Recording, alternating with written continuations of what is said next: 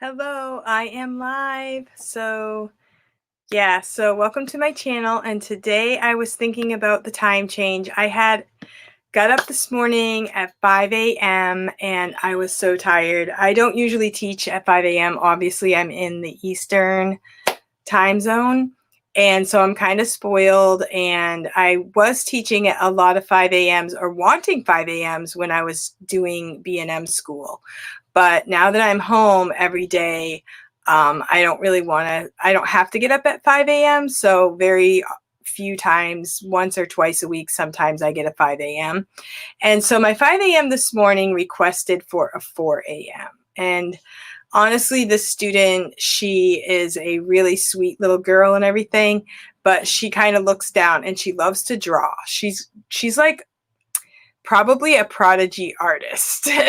So she's an amazing artist, but she was looking down for a lot of the class. And so when you have students like that, you really need to be on your toes. Hello, guys. Hello, Luann. Hello, Mindy. You kind of have to be alert and on your toes. And I feel like at 4 a.m., that's not going to be me. I mean, I could go to bed earlier since I'm home.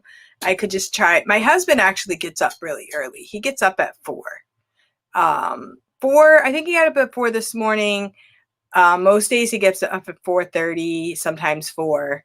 And so he's an early riser. So it wouldn't be hard for me to get up at 4, but it's exhausting. So, and you have to be alert and ready to go. So I just wanted to talk about the time change. And I also wanted to show you guys how I do my iPad. I have my iPad over here on the side, and I usually use my rewards, and I can also show anything on the screen. So here I have my iPad hooked up to my computer, and this is how I do my rewards during the day. And I have a Mac computer, and I use CamTwist. And it might seem complicated, but I think this is easier than some of the other videos that I saw where you do it all on one screen. So I'm using my iPad next to me. And when I have a reward, I can just touch the reward. And I do have to load up CamTwist, which is a free application. But the CamTwist also helps with, there's a lighting adjustment, so I can use that. So like in the morning when it's really dark, I can use more light. And then when as it brightens up in this room, because I don't have, the right kind of shades in here, I can sort of adjust the lighting. So that's kind of cool too, because I just use my computer camera and I can adjust the lighting. So these are my bookings for this week. And I'm so happy to report I do not have any evening bookings, and I do have Sundays off. Yay. So I've kind of been trying to do just morning bookings, and every now and then if I do get a request for an evening slot, this is the only thing I have to figure out is how to keep those requests from coming. So for the next week, I have similar times. I do have a couple openings because I had some cancellations. Sometimes I'll close those out, and then I will put in short notice booking. Like today I had a short notice trial class. And so sometimes if I get cancellations, I'll close them out. And instead of those booking just a regular time, then I'll try to see if I can get short notice on those. But what I'm trying to do is 4 to 6 bookings per day. I'm not really trying to do more than that. Good job, Cindy. I'm doing a Monday through Friday mornings, no evenings or weekends. Yeah. So it just kind of makes it, usually on Friday or Saturday, we're home by if my first class is usually at 9. And I'm usually home, but I'm tired by then, or if you go out, you don't want to have to rush home, we sometimes will do a game night or go visit someone. And so, yeah, so my only problem with this type of setup is I need to figure out how to turn off my notifications because sometimes that happens during class. So I just keep going and pretend that nothing happened, right?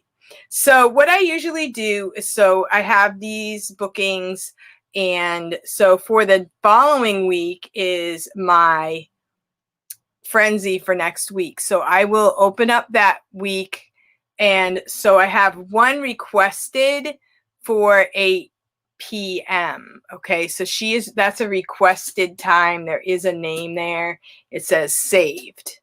So if she doesn't want to book that one, I will close it off and I won't have anything on Friday night. But if they do have a request on the evening, I might take one or two.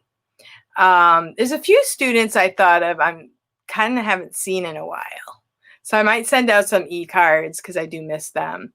That's the only thing is sometimes they don't find a spot. But little April, she's going to have to not do 4 a.m. Sorry. She is really cute, but not happening. So that she requested a 4 a.m. and Sophia is at 5:30 a.m. So that's okay. So I will just keep it like this. And if I get a request for 5 a.m., then I might take it. But other than that, I'm going to teach 6 a.m. to 8:30 a.m. And then I'm going to try for some out school classes, maybe fill in the gaps with out school classes, maybe 8:30 to 9, do an out school. We'll see. So yeah, so for the next week, we've got, so I've got 2 requested times and that's it. So that's my schedule. And usually I'm getting about 30 classes per week. And if I get anywhere from 25 to 30, then I'm good with that. That's what I can manage with everything else going on in my life. So I am going to take this request. So if you guys want to teach that class, she will be there for you. And so to decline, I'm just going to press, let's see. I love some of the requests here. It says, sorry, I have plans to travel. I have other work-related commitments. I have other urgent matters. So sleeping could be an urgent matter. I'll be attending the wedding, probably not at 4 a.m. Personal matter, it could be a personal matter. Family matter, could be family matter. Could be, I am not available for this particular time. I have a medical appointment. I am never available for this date and time. I will be paying my respects to a colleague. So I am going to put, I am not available, and I'm going to leave it at that. So I'm not going to worry about putting in a comment because I've heard that parents don't always get the comments. But I'll send her an e-card. And I like to, if I get a priority booking, I like to make sure that I answer it sort of in a timely manner, not just let it kind of, phase out, or they do phase out after 12 hours or something. But if I refuse it right away, then they have time to request someone else or find a different time. For me, I do have other open times. Hello, Danny. So yeah, so what's going on with me? Without school, I did really well for the month of October so far. With the whole company, I've made almost $400. But I have a lot of classes up now that I am not really getting bookings for. So I am sort of trying to feel out what I can do for classes. So I'm going to show you that as well. So I really love doing my iPad like this.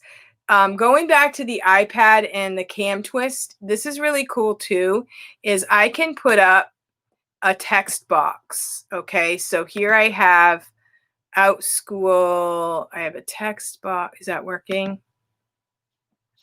So text. I'm not sure that's working. Oh, maybe it is working, but it's probably not up high enough. There it is.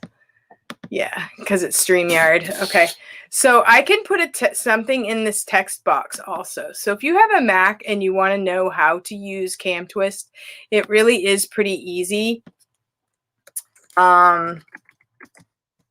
It's really not hard at all. If I figured it out, you can figure it out. So you can put any kind of text in here, and then you can move it around like this and like that. Okay, I want to bring it down a little bit. So you kind of might have to play with it. Welcome to my channel. I want to put it above everything else. So, and you know, I think StreamYard, you can do other things. I don't know everything about everything, but I am learning new things. I am going to type, please thumbs up. So if you're just watching this channel right now, give it a thumbs up. And if you aren't watching this channel, get over here and watch this channel. So yeah, so I'm just putting on things about VIPKID, Outschool. I'm putting in classes to Your Teachable Moment. I've taught one finger knitting class. And I also like to give tips to people that are using the iPad. iPads are really great for teaching. They're a great backup device in case something happens to your computer. iPads are also, they are so many different things you can do with an iPad. So if you want an iPad, go get one because, you know, or, you know, maybe save up or make a plan to get one. And you don't really necessarily need the top of the line iPad, although, you know, maybe someday I'd like to get one, but I actually just put in an order for a brand new iPad, MacBook Pro. So I'm going to be playing with that for a while. So I'm going to use this iPad. Maybe if I get going on Outschool and make some extra money, I'll spring for a new iPad, because I really would like the new 2020 iPad. Who wouldn't, right? And I don't really buy much these days. I'm actually trying to get rid of stuff. And I have a video I'm going to make about a big mistake I made over the weekend. So you can stay tuned for that. And I also am going to, I saw Danny's video about painting her fireplace, and it's so funny because I didn't make a video or anything, but I painted my fireplace, and it's taking a lot to get used to it. I'm not sure, like, I'm not in love with it. It looks totally different. I didn't really like it the way it was, but I don't know if I'm in love with it the way it is. So I have more decorating to do to make it lovely. But I do love my fireplace because we have an insert and we use that for heat. So I do love it, and we have lots of wood to heat with this year. So I do love that part. So anyway, I'm back to Outschool, and I have my schedule. Let's see, I'm going to look at my stats. And I saw Teacher Evelyn's video about Outschool, and it was so funny because I didn't even know some of the things that you could find on the page. So I've taught up to 51 learners. I've taught 15.3 hours, and I've made $360. Thank you, Mindy. And so if I take my calculator, my handy dandy calculator, and I divide, let's see, 15.3 divided by 360, 360 divided by 15.3 equals. So I've made about $23 to $24 per hour. Now, if I refused classes with just one student, I would have made more per hour, but I would have taught fewer students. So I've really enjoyed my classes that I have taught. I've taught finger knitting, and I have taught, I did do a pet class. So these are my classes. I have beginners knitting. I have bread dough cornucopia. There is 0 saves for that, which is a real bummer. I have bread machine magic. I'm thinking of opening up the cornucopia one to maybe like my friends on Zoom and see how that goes, and maybe just tell them if they want to give me a donation or something like that. Because I really would like to do the class, and I'm not booking it for To Your Teachable Moment, and I'm not booking it for OutSchool either. So I'm thinking about just doing it on my own and see what happens with that. So yeah, so I have Bread Machine Magic. There's only one save. Bread Making and More. I have some recipes for that. Only 4 saves. Bubble Letters class. I made that up without anybody like talking to me, without even researching anything. And then I went back to OutSchool and I was like, wow, there are a lot of people teaching that class that are probably better at than me at doing it. But I haven't had any bookings for that. Egg sighting, egg recipe class, 2 saves. Finger knitting, 21 saves. Knit your favorite dishcloth, 5 saves. Knit a scarf, 2 saves. I tried to put some more advanced knitting. Maybe some people come in that aren't wanting to, they already know how to knit, but they want to do something more advanced. I have 41 saves for Let's Knit, the first class. That's like a one-time class though. And then I have a pets show and tell. I have 12 saves. And then I just created reading listeners and super readers oral reading class, 0 saves for those. Very beginners finger knitting classes, and a vocabulary workshop. And the vocabulary workshop I set up, and it's funny because I put the description and everything on there, and I saw coming through the advertisement somebody else did like the same exact class. So either they thought of the same thing, or they saw mine and thought it was a good idea and basically created the same exact class. I don't know which way it went, but I saw a request for bubble letters. Really? There are other people who have taught or who have classes for bubble letters. I'm not the only one. I didn't see a request for that, but the reason why I put it on was because when I taught, I taught homeschool for years, and then I went in to teach a first, second, third grade class, and these kids were so smart. They could read, they could do everything. They finished their work so quickly, and so sometimes I needed extra things to do. And I had a combination class. And so I was like, let's make bubble letters. And they loved it. They had a great time with it.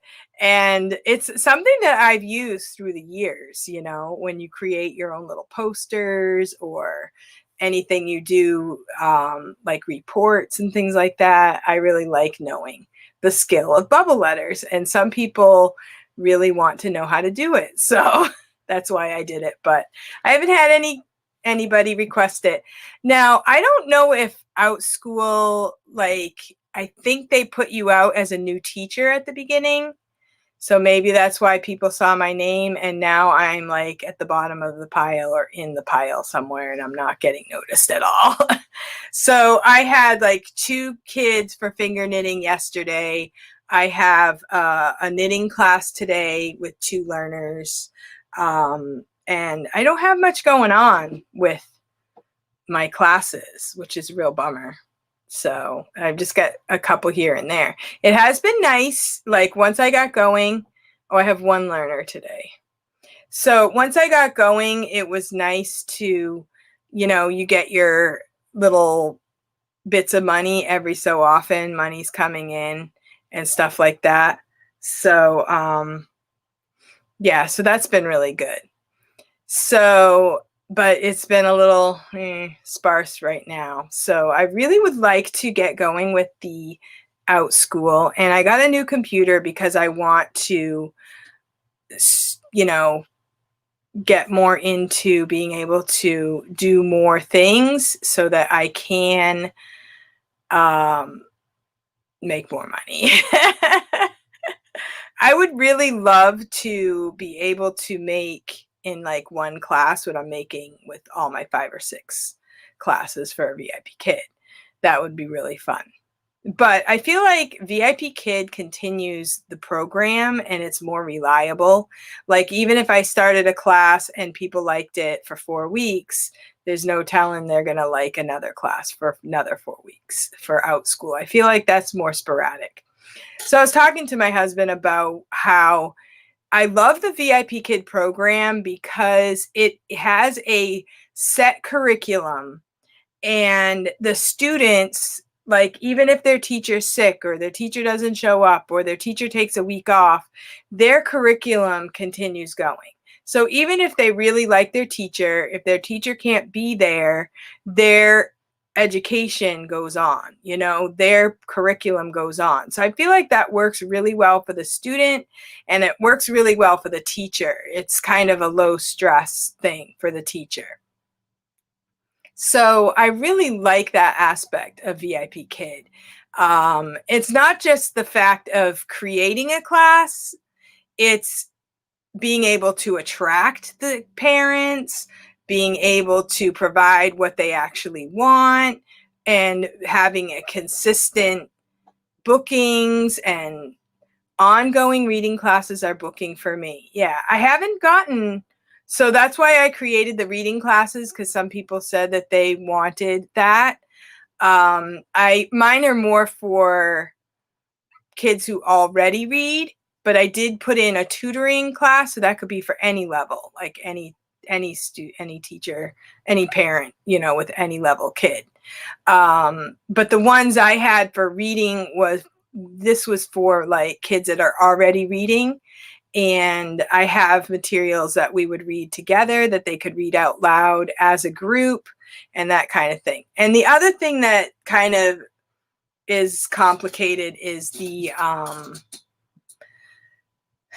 copyright laws and stuff like that. So that kind of, hello, Amanda Penda. Happy Thursday. Yes. Thank you for coming. And so I have to figure that out, and I have to figure out what's going to work. Evelyn, she recommended that I would do a math class for young kids. So that's an option too. I have taught younger kids math classes, and I've done a lot of games and things like that. I would just have to plan that out. So I've thought of that as well. It's just a shot in the dark, I feel like, to figure out what the parents actually want, what they're going to book. And even if I create the class, are they going to find me in there? Because it seems like there are so many classes now that, you know, it's kind of a shot in the dark. And a lot of teachers are only getting a few bookings, like me. I think that's pretty normal. And there are some teachers who are getting a lot of bookings, but there are some teachers who aren't. Your live started now and it's streaming. Cindy's live, your screen is black. My screen is black? Your live started now and it's streaming. Cindy's live, your stream is black, but we hear Cindy. Good advertising. Oh, that's weird. That is really weird. Okay, thank you, Mindy. That is really weird. Oh, so maybe Casey is trying to do hers, but she has it on her computer, and oh, that's weird. Okay, so Happy Farms. I just created factual readings and cite the source. Oh, okay. Okay. I hear you, Cindy. No worries. Amanda, I used your free trick or treat door reward today. Yeah, that was a great idea. I love that one. Yeah. I'm going to hide that one. I was like, how did that get up there? Oh, I put that up there. So, yeah. So I have been really busy, and homeschooling has been a little rough. And yeah. So it's just hard because I want to get the information, and the kids aren't really, they're not really loving homeschool, really. Teacher Mindy, hooray, how fun it is. Really a fun reward. Yeah. And I also have been doing some rewards. What I do is I go to the Google Slides, and I can put the Google Slides right on my little iPad here, and I can make it different shapes. I can make it smaller so that it kind of fits in my box, and then I can also make it bigger like I did here. I can swap the video source like this. So anything I put in this box will go on the screen. So this was fun. Where's the kitten? The kids love this one. And where's the kitten? And then I can also swap it out like this. And then the kitten was actually behind me, so then I had to move it like this. So this is really fun. This is a great way to use your iPad if you have it as a backup, but you don't want to use it for teaching all the time. There are lots of other things you can do with your iPad for class. And if you didn't want to hook it up to your computer, you can always use it like as a reward and just hold it up. So these were fun. And so there are lots of Halloween rewards on Google Slides, and those are Google Slides, and then Stars to Apples also has rewards, and they have a Halloween reward as well. So even in between classes, if you want to find a reward that you know, will match the student, like, you know, the different levels, this one's fun. And like for this one, the kids might not understand everything about it, but you can talk about it. It's fall. He got mail. He's excited. He's happy. This is Snoopy and he's happy and it's fall and that kind of thing. So this is really fun. If you hook up so you notice I don't have to worry about the glare and holding it up. That's what I like about it. And I can either swap the video source and make it bigger, and I can also click it off if I don't want it anymore. So it won't be a distraction. So, yeah, I loved it. It was really great. So facts are facts. No one owns them. I see. Okay. And I have World Book encyclopedias and stuff like that. So do you type out your own? Do you type out your content, Danny, for the kids?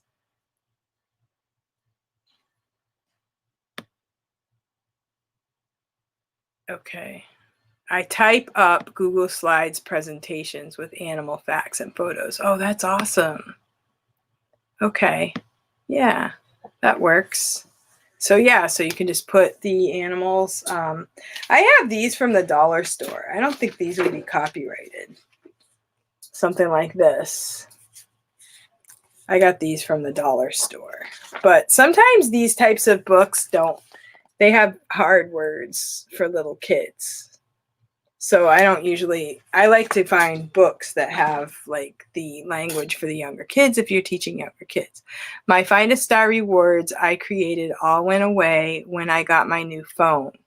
Oh no. Were they Stars to Apples ones? Oh, that is so weird. Yeah, that's the thing about Stars to Apples. It does load to your device. And you can load them to the original sheets. If you go to the group, the people on there will add your rewards to the database. So that's another option, is that once you create a reward, you can ask them to load it to the database. Or you could also load it to your own sheets, and then you would have it when you're offline. Yeah, like it would load to the cloud type of thing. So that might be a good thing to do, because that's a lot of work. It can be a lot of work if you put a lot of work into it. So yeah, so thank you guys for coming. I just wanted to come on here and tell you, you know, time change is coming up, and notice it in your booking page. Be careful of what priority booking requests you accept. Make sure you check your calendar. And if you have any questions about anything in this video, please feel free to ask me, and I will be looking out for your videos as well. Have a great day. Bye.